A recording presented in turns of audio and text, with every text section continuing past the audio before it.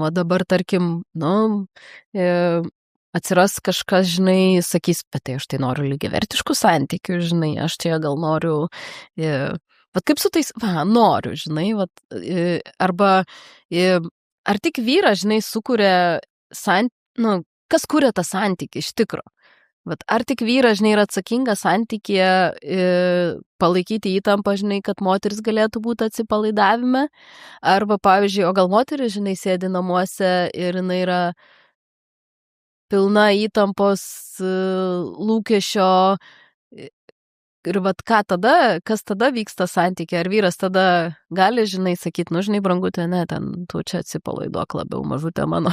Tu labai gerai užčiuopi, nes kas dabar įvyko, aš tai galvočiau santykiuose, dažniausiai turbūt tai yra įvykę, kad vyras nenori išlaikyti tos įtampos, arba tiesiog nori kažkokio labiau renkasi patogumą, nei kad įtampa, sakykime, tą prigimtinį tokį vyrišką kažkokį žingsnį.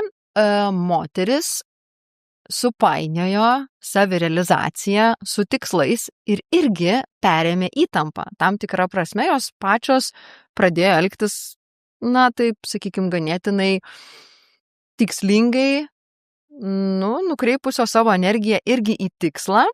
Tai panašiai veikia kaip vyriška energija, ta prasme, kad jos irgi įtampa, tai kai yra dvi įtampos po vienu stogu, tai nemanau, kad ten vyksta darniai santykiai. Lygiai taip pat gali būti, kad vyras visai nenorėtų gal išlaikyti tos įtampos. Ir gal jis nenori, gal jam labai patogu yra, žinai, nieko neveikti. Tai aišku, visai patogu nieko neveikti, bet tai nereiškia nieko neveikti, pavyzdžiui, moteris. Tai ir čia reikia paminėti, kad ne tai, kad moteris visada atsipalaidavus ir vien tik tai moteriška ir moteriška. Ne, moteris laiko, sakykime, išlaiko įtampą kituose dalykuose, tarkim, buityje, namuose, su vaikais.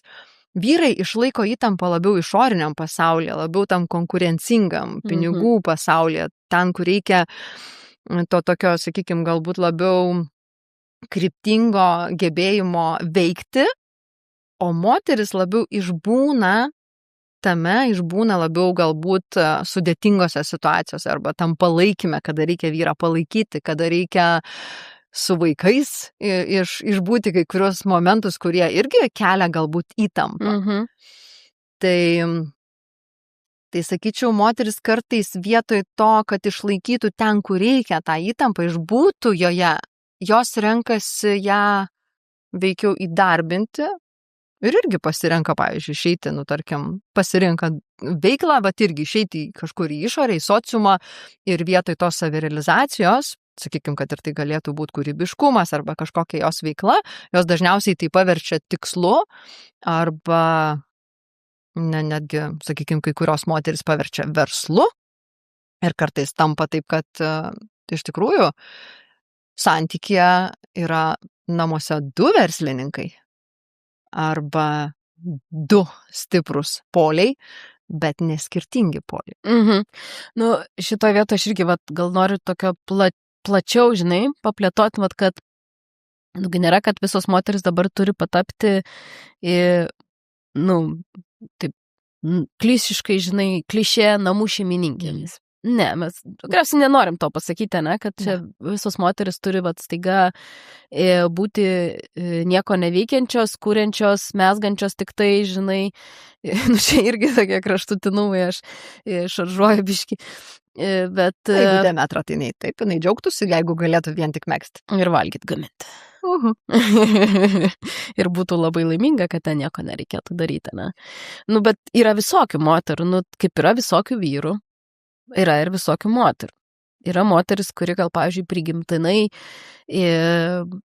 jaučia, kad jį pas ją yra labai stiprus noras lyderiauti, jinai turi tą prigimtinį, žinai, ir kaip jai, žinai, be kalties jausmo, tarkim, aš pati turiu stiprų prigimtinį norą, pas mane daug lyderės vidinės yra, žinai, kad kaip man be kalties jausmo galvojant, kad aš čia jau nueinu, žinai, į įtampą, kažkokią čia bandymą, nežinau, siekti tikslo kryptingai, kaip šitoj vietoj galima pasitikrinti net, pasitikrint gal, sakyčiau, labiausiai, vat, kad, išlaikyti, kaip moteris gali pasitikrinti, kad jinai nenueina, žinai, į įtampą.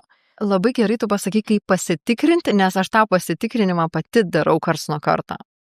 Nes, vat, tu paminėjai, kad jauti poreikia, ne? Tu turi potencialą būti lyderė irgi lygiai taip pat eiti ir daryti įmonėje tam tikrus dalykus, kuriuos ir tu darai, ne? Taip. Ir aš pasitikrinu, kad šalia savo kūrybos, šalia to, ką aš veikiu, ar yra tas momentas, kada aš jau pradedu galvoti, koksai bus galutinis rezultatas.